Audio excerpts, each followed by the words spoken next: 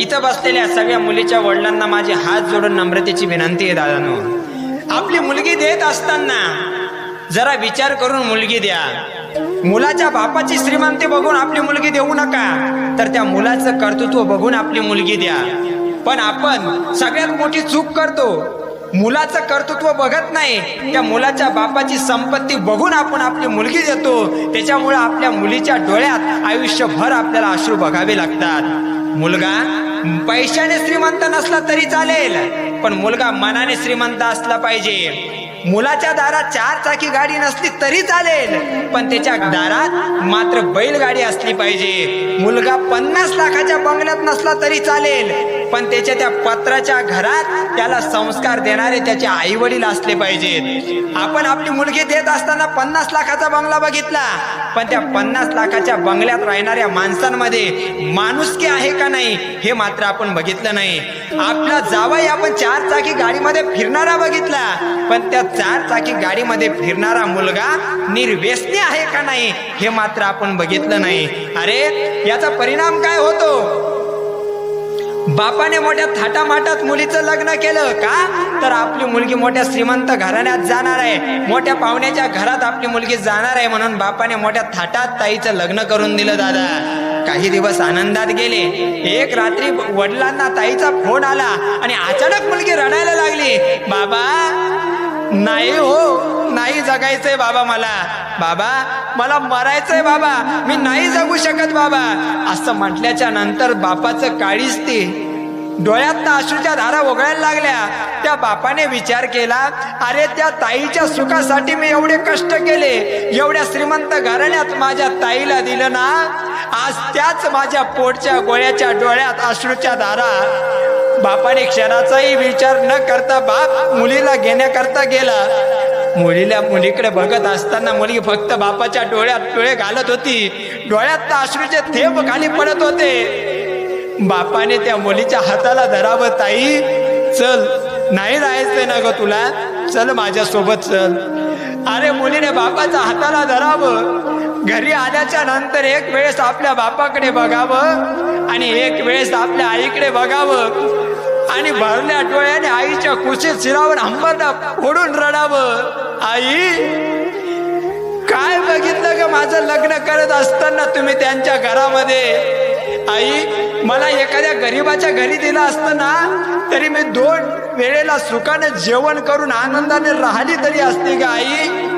ज्या मुलाच्या बापाचा बंगला बघून तुम्ही मला दिलं ना, त्यांचा मुलगा दररोज रात्री दारू पिऊन येतो ग आई, दररोज रात्री दारू पिऊन येतो. आई बाबा आठवतात ना मला ते दिवस? बाबा 20 वर्ष मला कधी तुम्ही दुसऱ्याच्या शेतात कामाला जाऊ दिलं नाही बाबा. 20 वर्षात कधी तुम्ही मला दुसऱ्याच्या शेतात कामाला जाऊ दिलं नाही, स्वतःच्या शेतात सुद्धा कामाला जाऊ दिलं नाही बाबा. तळ हातावरच्या फोडासारखं जपलं बाबा तुम्ही बाबा. पण आज मला माझ्या पोटाची खळगी भरण्याकरता दुसऱ्याच्या शेतात जावं लागतं, कष्ट करावे लागतात, मोल मजुरी करावी लागते बाबा. त्याचं पोट भरावं लागतं आणि उरलेल्या पैशाची तो दारू पितो बाबा, दारू पितो बाबा. आठवतात मला तेही दिवस बाबा. तुम्ही कधी माझ्या हातातनं एखादी चूक झाली म्हणून तुम्ही माझा कान पकडला नाही बाबा. माझ्या हातातनं घरातला टीव्ही फुटला बाबा, पण तेव्हा सुद्धा तुम्ही मला रागवले नाही बाबा. बाबा एक दिवस फक्त मी त्याला विचारलं, अरे तू दारू का पितो बाबा? विचारल्याच्या नंतर त्याने माझे केस पकडावे, मला घरातनं ओढत आणलं बाबा, रस्त्यावर आणलं नाही बाबा नुसतं, तर माझ्या पोटात लाथ मारली हो. गल्लीतले लोक माझ्याकडे भिरभिर नजरेनं बघत होते बाबा. आवाज द्यावा कुणाला? हा मला मारत होता बाबा, गोरा टुरा सारखं मारत होता, अंग लाल गुंद झालं होतं बाबा. याला मात्र दया येत नव्हती बाबा. अखेर माझ्या तोंडातून रक्ताची गुळवणी पडली बाबा. पण याचा मार थांबत नव्हता हो, थांबत नव्हता बाबा. सांगा ना, खरंच मी तुम्हाला एवढी नकोशी झाली होती का हो बाबा? का मला या कसयाच्या दावणीला नेऊन बांधलं बाबा तुम्ही? का या कसयाच्या दावणीला नेऊन बांधलं बाबा? मनामध्ये अनेक वेळेला अनेक प्रकारचे विचार आले. जीवन नकोस झालं होतं, मनामध्ये आत्महत्येचा विचार आला होता बाबा. बऱ्याच वेळेला रॉकेलच्या डब्यापर्यंत गेली, विषाच्या डब्यापर्यंत गेली बाबा. पण जात असताना औषध घेणार, पण तेवढ्यात तुमचा चेहरा डोळ्यात समोर आला बाबा. आठवलं मला, माझ्या बापानं माझ्या लग्नासाठी स्वतःची जमीन विकली. माझ्या बापानं माझ्या लग्नासाठी स्वतःचं राहतं घर गहाण ठेवलं बाबा. नाही हो हिंमत झाली बाबा.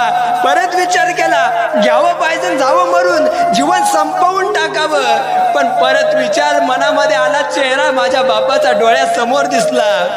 अरे आठवले मला माझ्या बापाचे दिवस. माझ्या लग्नात कोणत्या गोष्टीची कमी पडू नये म्हणून माझा बाप रात्रंदिवस उपाशी राहून माझ्या लग्नासाठी कष्ट करणाऱ्या माझ्या बापाचा चेहरा माझ्या डोळ्यासमोर दिसला. परत वाटलं घ्यावं औषध जावं मरून, पण परत विचार केला, माझ्या बापानं उभ्या आयुष्यात कोणाच्या पुढं मान झुकवली नाही. पण माझ्या लग्नात माझ्या सुखासाठी माझा बाप प्रत्येकाच्या पायावर झुकत होता. बाबा तुमचा चेहरा डोळ्यासमोर दिसला आणि आत्महत्येचा विचार मनातून बाहेर काढला बाबा. मला माहिती होतं माझ्या दुःखाच्या काळात फक्त माझ्या पाठीमागे त्या पांडुरंगासारखा एकच उभा राहू शकतो, तो म्हणजे फक्त माझा बाप उभा राहू शकतो, माझा बाप उभा राहू शकतो. अरे दादांनो, आपल्या मुलीच्या डोळ्यात जर उभ्या आयुष्यात कधी अश्रू बघायचे नसतील ना, तर एक काम करा, मुलगा पैशाने श्रीमंत बघू नका, मुलगा मनाने श्रीमंत बघा. तुमच्या मुलीच्या डोळ्यात उभ्या आयुष्यात कधीच अश्रू येणार नाहीत रे, कधीच अश्रू येणार नाही.